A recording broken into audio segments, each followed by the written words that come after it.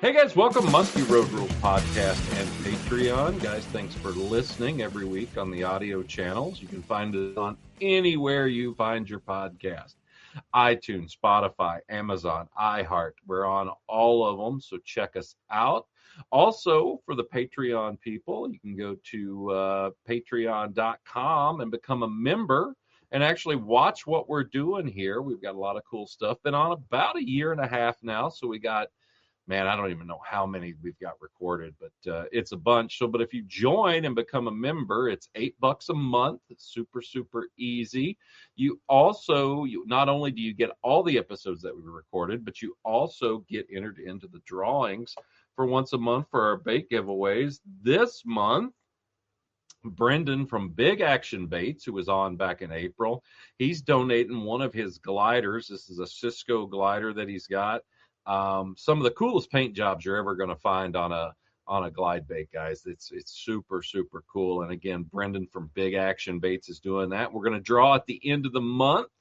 And whoever the lucky winner is, that's a member of the Patreon. Again, $8 a month.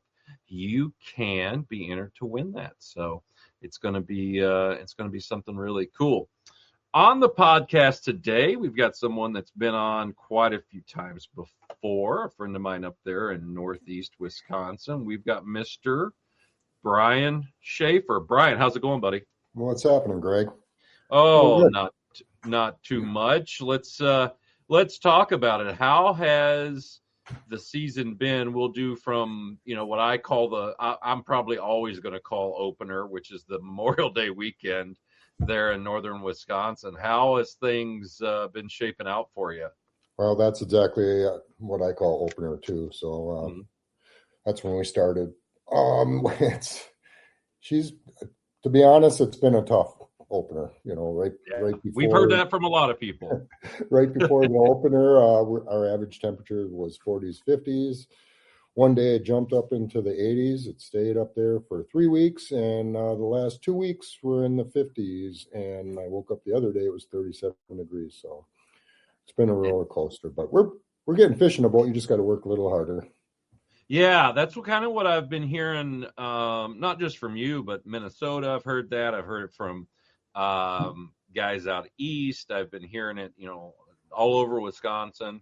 And it's one of those deals where, I just think you get those weird springs like that. Mm-hmm. I always say, I think it'll be a good spring for the Tigers, because I'm sure there were muskies and pike up there at the same time this year. Exactly. And it's kind of the baby boomer of the tiger muskie you'll see here in the next, next 5, 6, 7, 8 years. You might see a year class of tiger muskies come up.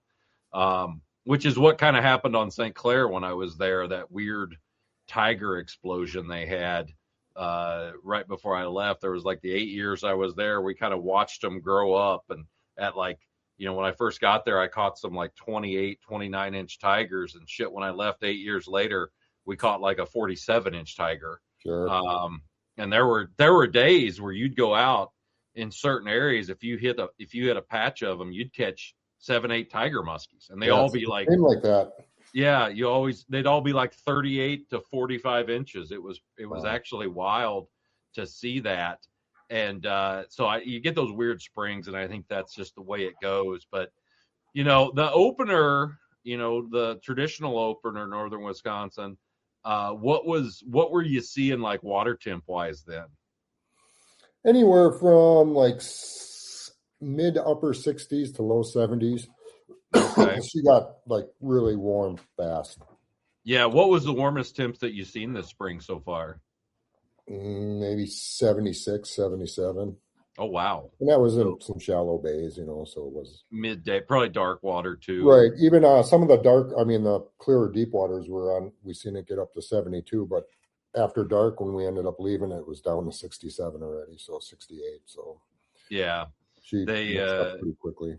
Oh, I get it. So what has been, I know you fish a lot of the darker waters there in your area, but I mean, what's been working for you? I mean, have you done good on the Clear Lakes, or has it been mainly seine stuff? What have you seen? The dark waters at first started off hotter as normal, Mm. I thought we'd do okay on some of the clear lakes, maybe getting some pre-spawn, which we could have if we would have started at the early season, I'm sure. But no, but the rivers started off pretty hot. As normal, I always start off on flowages or a river coming into the flowage. We've seen a couple big fish. We got one nice one. We run a little mini tournament, and so that was pretty cool seeing what everyone else was doing out there in lakes. But basically, all the darker waters had all the action, which is typical, early spring. But lately, some of the deeper clear lakes, like we were on yesterday, we were starting to get some action, and there's some fish starting to move out deep. We started seeing that too more when it was warmer.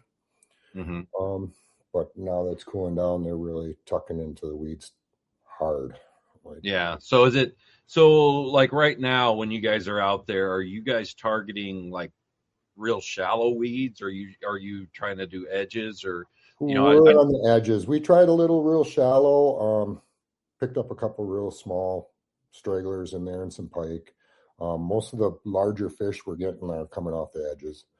Okay. So, how is the weeds with all this, with the cool weather to start? Some lakes, they're not bad. They came up pretty quickly, with all that warm weather we had. But I would say generally they're a little behind still. It's still, certain areas where they're pretty high by now, they're still a little behind. But they're decent overall. Yeah. For all the lakes, it's pretty decent. Yeah, I got a feeling the same thing's going to be here. Canadian Opener is in a couple of days, and we'll be out for that. And I got a feeling we're going to see some not great weed growth to start out. But I mean, we did have that warm weather. But I would say it's definitely behind up here. I got a video from one of the resorts probably about a week and a half ago, 2 weeks ago. And it was muskie spawning by the dock. Jeez. So I think we're definitely going to be a week behind, even though if you go out there and maybe see higher water temps, I got a feeling that it's going to be a false reading, and those fish, even though you think, oh, it should be, bucktails, all the good stuff, I got a feeling that, that water temp is going to be lying to you on, kind of the actual mood of the fish. And that's exactly what we're seeing up here, We're still, usually by now, the third week in June, third week in June, we're early summer patterns. And which probably, if it would have stayed warm, might have been the case. But because it's such a cold spring, it's just, and now this cold weather came in, we're still using these baits that are opening day, spring, small baits. What baits are working right now?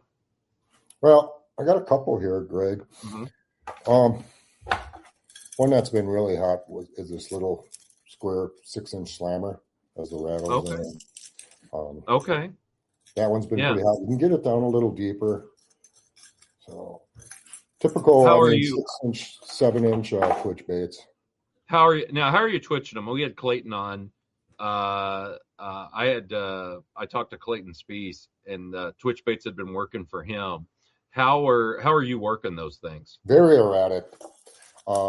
Basically ripping them, and then once you get them down, I'm just snapping my tip a couple times, so it kind of dances around and then stops, floats up a little bit, rip it down, but just as erratic as possible. Every once in a while, I'd let it float up to the surface. Especially if you're in shallow water, rip it down, rip in the weeds, feel it, snap it out, and let it float up to the surface. Because a lot of times, as soon as it comes up, they'll just come up and grab it. Especially if they're in a negative mood like they are. Yeah. How is it has been making contact with the weeds? Getting bringing some weeds in on the bait every once in a while. Has that kind of been the yes. You don't even have to finish that sentence. Yes, it has been. I was telling that to the guy I had out yesterday. He's complaining. I'm like, you have to. They are tucked in these weeds hard, and they'll come out a little bit, but they're cold and they want to stay in that blanket, Yeah. So, are you getting many follows, or is it mainly just bites? No, bites. Yeah. And if they're follows, they're very slow. In fact, a lot of the larger fish we've been seeing this year have just been super slow. Some really nice fish, but real slow follows on the larger fish. But no, it's either bite or nothing. So yeah, that makes it hard for guys that like come up there on a trip for a couple of days or something. You being out there, all the time, you got confidence in it. Mm-hmm. Like, oh, there's definitely fish here, and you got a guy like me that's coming over for a tournament, and you're trying to cover water and figure out where fish are. It's one of those deals. You're like, God, do I keep working this? I know Right. it looks good, but am I just wasting my time Exactly. doing it? And that to me is a very hard thing to do on lakes that you're not super familiar with. And it's one of those things that I'm really hoping changes by the BMTT, because it's, we've got areas, there's areas I got confidence in. I've fished over there 20 years now in this tournament or more. And so you got areas that you're like, yeah, there should be fish here. There's usually fish here, but it's still one of those deals you're going through it. You're like, am I just totally wasting my goddamn time over here right now? Right. I mean, I've been seeing this basically since COVID. Every year it just seems to get less and less action. You're either catching, you just don't see as many fish. And then if you do, it's always on a window, a weather change. I mean, it's been really, every year it seems to be more drastic on that. But I mean, for confident wise, if you just look at current areas and then wind blown and there's nice weeds there, you just got to stick with it, Sure. How's your watercolor? I know you guys have been getting a bunch of rain. It's decent.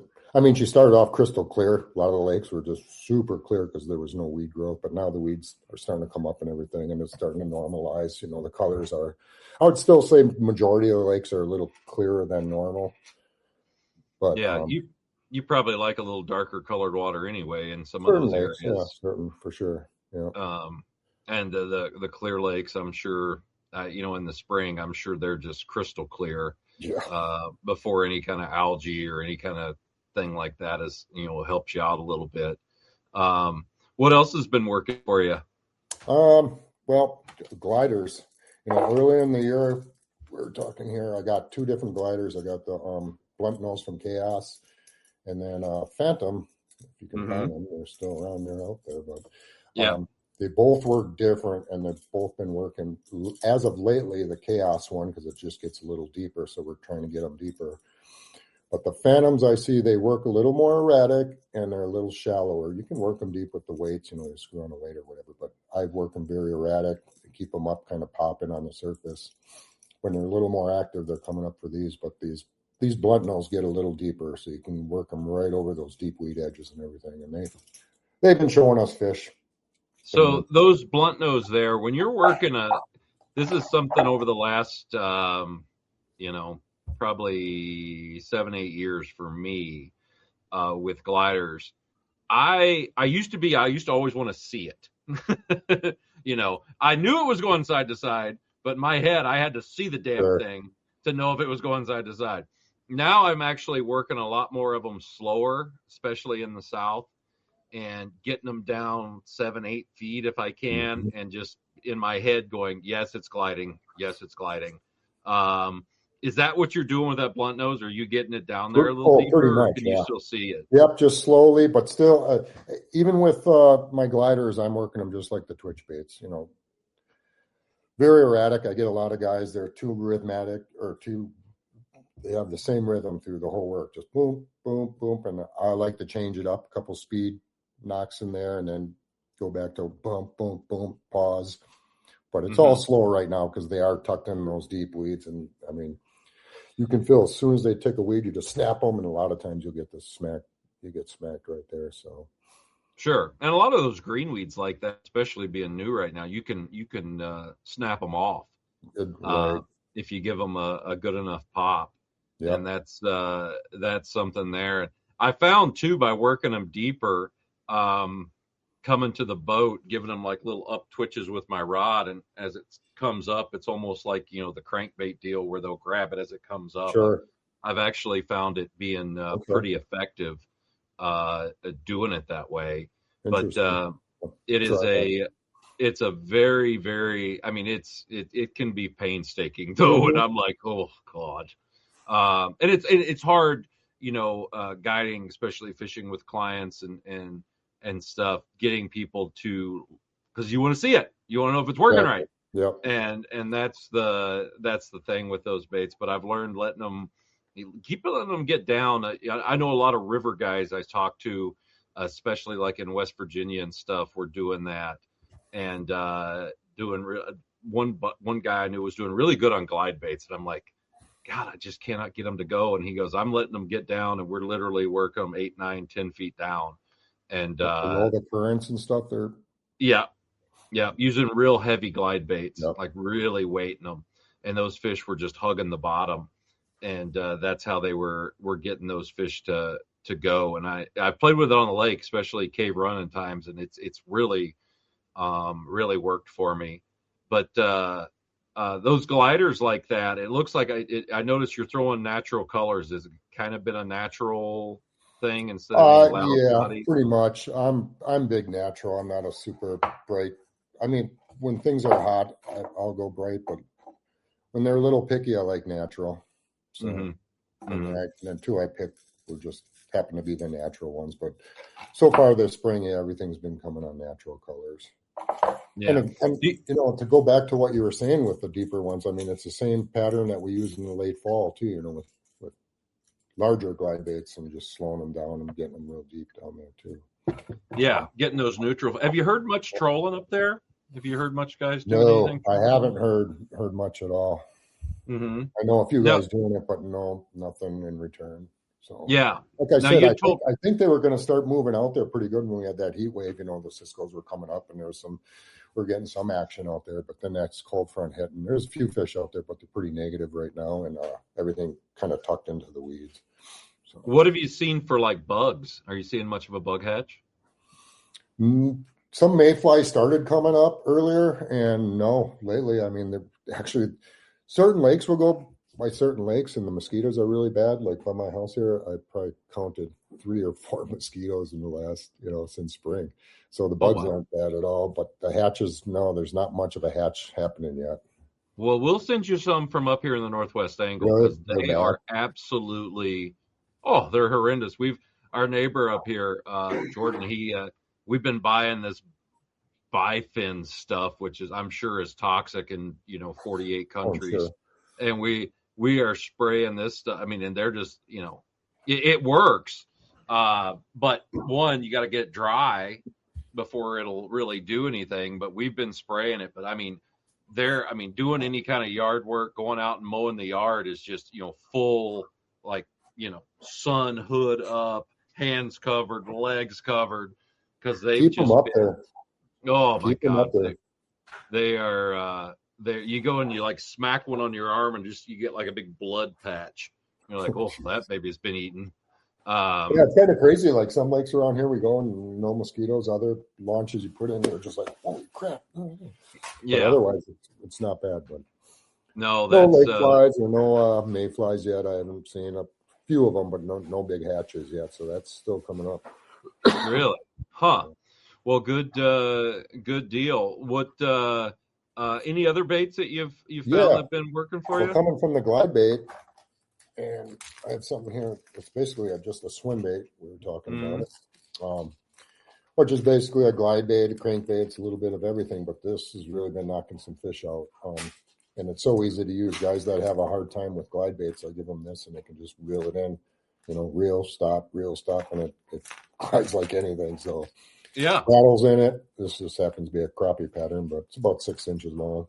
But yeah, those big bass. Those are just the big bass glide baits. And I've been talking about those for a few years now, and they're the easiest thing. If you're someone out there that can't work a glide bait or getting into glide baits, if you want the easiest one ever made, get some of those big and you don't have to pay. I mean, if you start.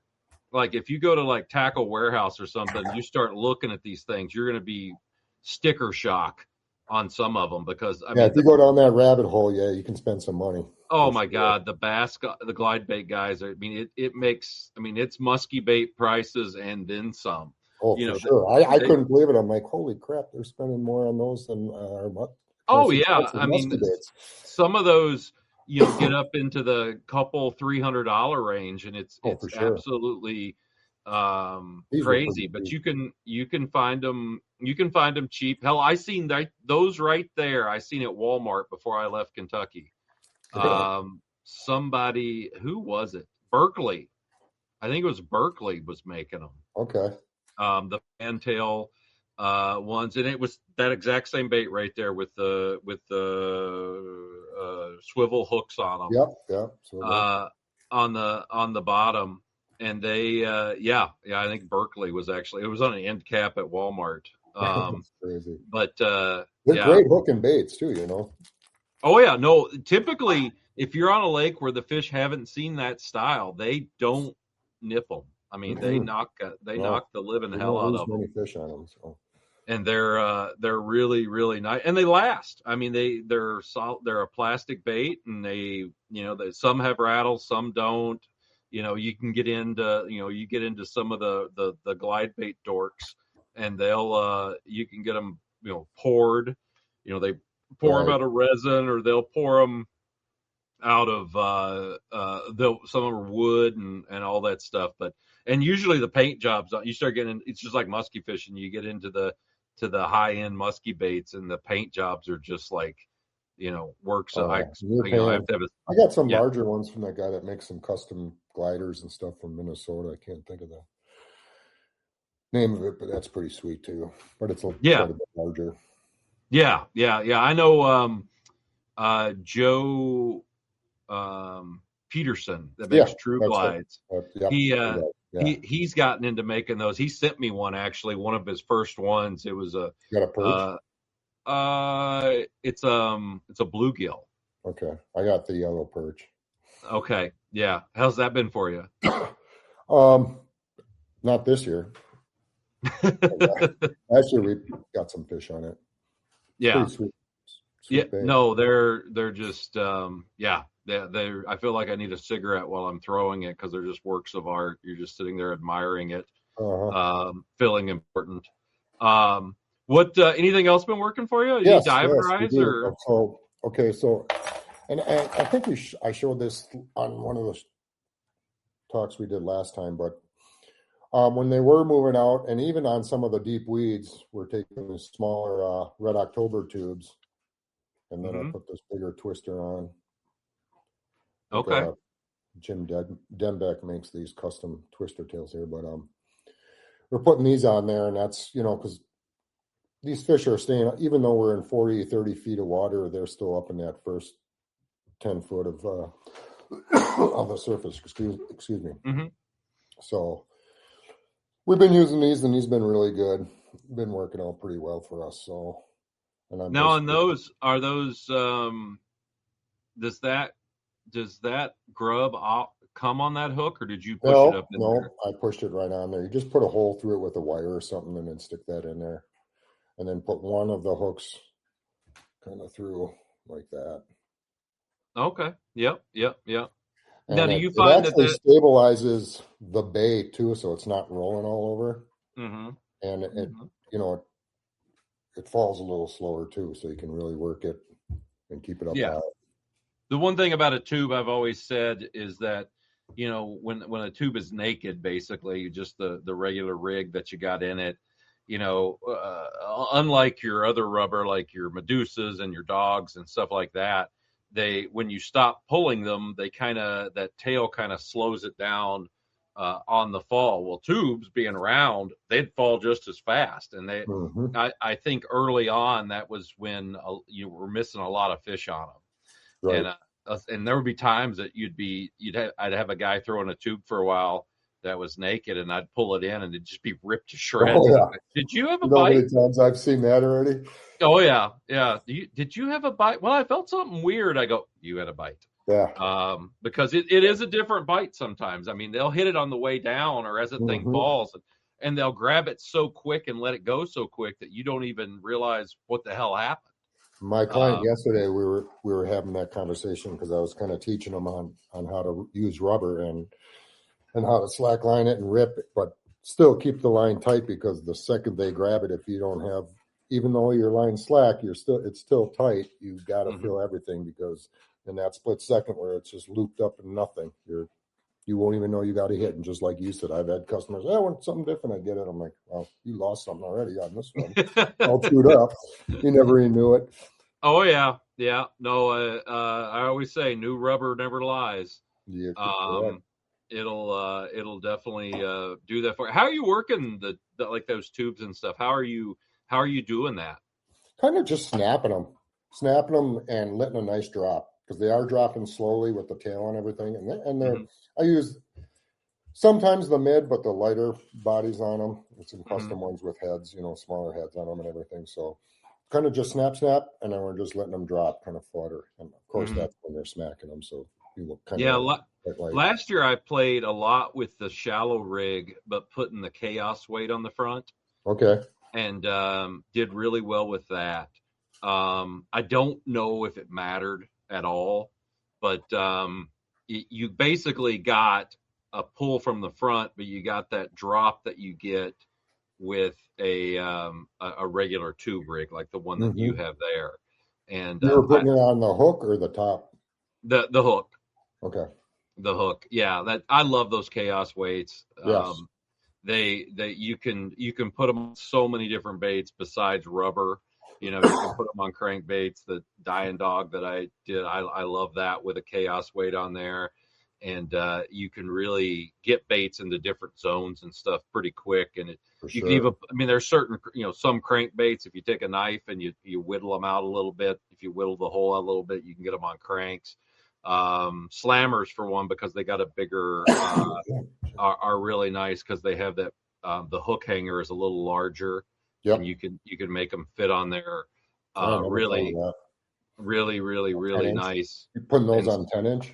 Yeah. And I've done it on the little 5-inch, just like the one you had, the 6-inch one there, but the little 5-inchers. For trolling them, I found if I got a nice long. Yep, they have a really long hook hanger on there. And then the other thing is for trolling, sometimes if you get a bait that just will not troll for you and you want to use it, hang a little weight on that front hook, and that'll kind of keel it a little bit and keep it down for you. Sure. And that's a good way there. Have you been doing much on diving rise, or have you been throwing much diving rise? A little bit. No, I really haven't. And maybe I haven't thrown it enough. We've been getting some action on what we're throwing. We were throwing a little yesterday, and I had a upper 30s come flash up on a 9-inch Suic, but otherwise not a ton. And even bucktails are starting to come around. They started pretty hot, and now they kind of tapered off a little. Not really hot, but we're getting some smaller fish on them. And those were slow rolling. The ones that we're catching more fish on are basically just spinner baits, though, because we're getting them right in the weeds. Like the old Ace. This is just one of my favorite spinner baits. The old Ace, the Ace Tandem. Those things work so good. Those exactly. I've been throwing the lippy ones, which have tinsel on them. Okay. And that's what last year in the championship in Iowa, that's what we got. The first day we got 5 fish, and they were all on the same old chartreuse lippy, which is it's an Ace style bait. Yep. The vibration and stuff. That size too. Have you been getting fish on the bigger size one? Yep. This one and the size down, but this one actually we've been catching more fish on. So, on the pink one?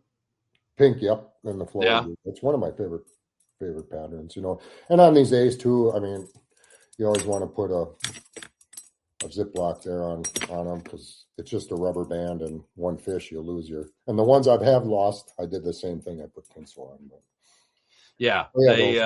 those have been good. Yeah, no, the that's the problem with any type of soft plastic spinnerbait, is that you always have just at the beginning of the year, buy a bunch of the smallest zip ties you can find. Yeah. And just before you even put them in the water, just zip tie them. And because you'll come back, you'll catch a fish, and all of a sudden your net you'll just see strings of skirt. Yep, all over your boat. Yeah, sinking. You're like, what did that? And you look, and you make a cast, and all the skirt just flies off. I'm going to tell you a story. This was up in Lake of the Woods. It wasn't this particular one, but it was a pink one, just like the same size and everything. So we were up there. This is 10 years ago or whatever. And I was throwing this, and I hooked into a fish, fighting it. And I was, bam, snapped my line. I'm like, oh, damn, that sucks. Came back into the cabin, and we told the guys we were with what happened, what blah, blah, blah. I was like, oh, that's a bummer. 2 days later, they're out there trolling. They catch my line, get the fish in, two islands away from where I lost it. We come in for lunch. My bait is sitting on the table in our room. I'm like, are you freaking kidding me? So they pulled it in by hand? Yeah. They came in nice. and they're like, isn't that unbelievable? We hooked your line, got the fish. It was like a 38-inch tiger. Got the fish and my bait. I mean, what are the odds of someone in your cabin in Lake of the Woods, your line trolling? Yeah. That's just kind of a miracle. But yeah, that one's already gone. I've caught a lot of fish. I go through those pretty quick. I mean, it's not a bait that lasts forever. That's for sure. No, we had that actually. As my only story about that is we were on Detroit Lakes many summers ago, and one of my clients, Bob Matuzik. Bob, I know you're listening. We're fishing shallow and we're throwing a black nickel junior cowgirl, and this was back when DL was the big ones were really going out there. And he sets the hook and the water just kind of blows up, sloshing all over the hell. And we're out there fishing, and then and his line breaks. And it wasn't my rod, Bob, it was your rod. And the line, I'm trying to remember, I almost think we see the line floating. I think we seen it floating and grab it, and he pulls it in. It was a 51-incher. Wow. That we hand pulled in on a black nickel cowgirl, but it wasn't 2 days later. That's the interesting part is and especially on Lake of the Woods. I mean, hell, I know it's pretty insane story. That's a total needle in a haystack there. But you got another thing there you're showing. This is the new Muskie's Innovation. Small little swim dog, and we put a little blade on there. And this one's been putting a lot of fish in the boat too. Real easy bait over the weeds. Just a great size right now. So yeah, what size blade's that? Like a 6 or something? That's a 6, yeah. Yeah, and just they were selling them right at the show. At the Muskie shows, they were selling them. So now, if you try the perch with the orange blade has been really putting some fish in the boat. Now, are you keeping it over the weeds and then slowing it down when you get on the edge, or Yep. Telling them to drop. And actually, about 2 weeks ago, when it was still somewhat warm, we went out and were just using them out on suspended fish and getting some fish out there when they were finding them, but keeping them pretty high actually then. But right now, we're just slow rolling them off the deep weeds. Huh. Yeah, right before I left Kentucky, we were getting some fish on swimming dogs, but not with the blade on there. Mm-hmm. The 6-inch? No, actually, the regular swimming dog, not the shallow. In the what is that, like 8-inch? I guess the regular size. Yeah, I'm not exactly sure what that's at. Not the biggest one. Not the big standard, but no, not that, and not even the 10-inch. I don't think, but like the smaller, the size. Oh yeah. Okay, so yeah, I thought those. Yeah, because I guess that's 6 inches. So maybe 7, 8-inch. Okay, yeah. Yeah. Whatever used to be the small one. Right. Okay. Is what we. That's what I meant. Yeah. Is what we were catching them on, and I always thought I figure that size there in the Eagle River tournament we got coming up should be. Mm-hmm. Something. I got a bunch of colors in those. I'm gonna definitely put those out and see how the fish react to those things and see how it goes. But what is it? What kind of how do you see the rest of the year going? What's your predictions? Actually, I'm kind of excited for this. Whenever we warm up here, I think it's going to get really good. Summer. I guess they're predicting a cold, wet summer, so we'll see. I thought they were full of shit, a month ago, but they're pretty dead on right now. I mean, waking up to 37 and yesterday pouring rain and 53, it was pretty miserable, and it's not typical June weather, but we'll see. But I think a nice heat wave, things should start rocking. How is for you up there? have you noticed? Well, you probably had a bunch of them, but cloudy days versus sunny days. If you can get some sunshine, has that been helping? Well, the only sun we've really been having a lot of is when it was really warm. Now it's gotten cold. We've had a lot of wind, I'll tell you that much. It's been a very windy year. But the That was sun, the no, south. I'm sure like today, I didn't have to fish today and it was pretty sunny. I'm sure after yesterday, it would have been a better day to be out on the water. But How now has the wind been something that's really been affecting how you're fishing, or yeah, on certain days, because it's been really windy, it's tougher on the bigger bodies of water, but it has been showing us where fish, those windier shorelines have been holding more fish that are willing to move. So, yeah? So it definitely seems to be that you are chasing the wind if you can, mhm, without being too ridiculous. I'm yep. sure. I mean, Uh, it's been odd. There's been some days we go and everything's like on the back wind side of like a hump or something, and but then the next day they're right back into the wind.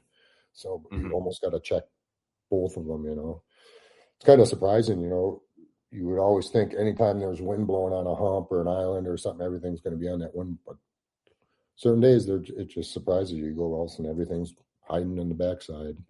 Yeah, nothing pisses me off more if I have to cast into the wind. I'm not a Yeah, no, fan. especially certain lures. Yeah, exactly, because they land behind me.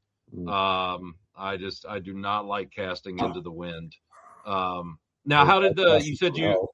you were in the muskie hunter school there? Kind of how did that go? That would have been a couple of weeks ago. How did that go for you? That was a tough bite too. I mean, the first night, Sirik's boat, they got a 47, I think it was, or 46, 47, and a 38, and they were suspended fishing, um, 30, 40 feet of water. I think they got one on a swim dog and something else shallow. The fish typically in June are on that top 10, 15 foot of water out in deep water, and they got lucky enough to get two nice fish, but those were the two biggest ones for the whole weekend. The rest of them were all mid 30s. It was a tough bite. Um, Did the weather change much? yeah, it was still warm then. It was hot. And Yeah, I'm trying to think back when that cold front hit. I think it hit right after that. So yeah, it dropped that's here. yeah, that when that hunter school was going on, that they were really there was actually a lot of fish off the break at the time. You could see Okay. them on side imaging, swimming off the breaks, but now like everything is just tucked in those with this cold front, how it's been cold, they're just so deep in those weeds right now. What would you tell somebody if they were coming up, let's say for the weekend or in the next week or so? What would be the advice you would give them? Well, I've been, we're always looking at the weather, and it's supposed to pick up nothing incredibly warm, but in the low 70s. So things might, everything's changing this time of year. But what I would tell someone is just kind of grind those weeds out. Start off grinding those weeds. Um, like we were talking earlier, just make sure you're digging into them, tipping them, even if it's a tail, just kind of snapping your rod, getting those weeds off. Any glider, crankbait, getting them down in those weeds, because this last week they were so tucked in those weeds. We could get a fish or two out, caught a fish or two out of them, but I'd watch them just come out and turn around, go right back in. But you have to be in their face and then slow down. Don't fly your boat Mach 5 going down the shoreline. Really take your time working them weeds. You got to get those fish. I think the bait has to land right in front of their face.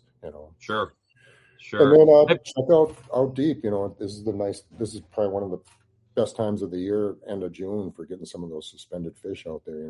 Look for the bait, go off those deeper humps out there, look for some fish out there, but don't fish too deep. They're going to be up on the top surface. So. And I Yeah, imagine top water should start. We haven't had much top water action yet, but I'm sure, it should start once this heat wave kicks in and things start getting a little normal here. yeah. As the water temperature begins to Yeah. crank up a little bit, I'm sure that's something that I think it sounds like you guys need some sunshine. That Yeah. would be nice. And that's what we're going to get. It's not going to get really warm, but I mean, low to mid 70s and some sun we're getting. So it should pick things up. Yeah, the solar heating. I know that's a Mhm. big deal. But Well, Bryan, how can somebody get a hold of you if they want to do some fishing? You could go on my website. It's SchaefferOutdoors.com, or you could call me at 920-915-2650. All right. Well, good deal, man. Well, here at the end, I just want to mention also that guys, if you are looking to maybe pick up some musky baits or upgrade your electronics, rods, reels, anything like that, check out Thorn Brothers, thornbros.com. They got a huge selection, great website, super easy. If I can navigate it, anybody can. Check it out. They've also got apparel, the fly angler there as well if you're into the fly fishing. That is plenty of stuff to check out. Also, if you're looking for electronics, I'm telling you, there's no better people to talk to about electronics than them. They know a lot about that stuff. And my buddy down at Crash's Landing, check his stuff out. He's got the lasso lures down there that he makes. Also got some different stuff that you may only find in the South. You can check out his website at crasheslanding.com. Bryan, I really appreciate you coming on here and talking a little bit. It sounds like fishing's been tough, but it'll get better. It will.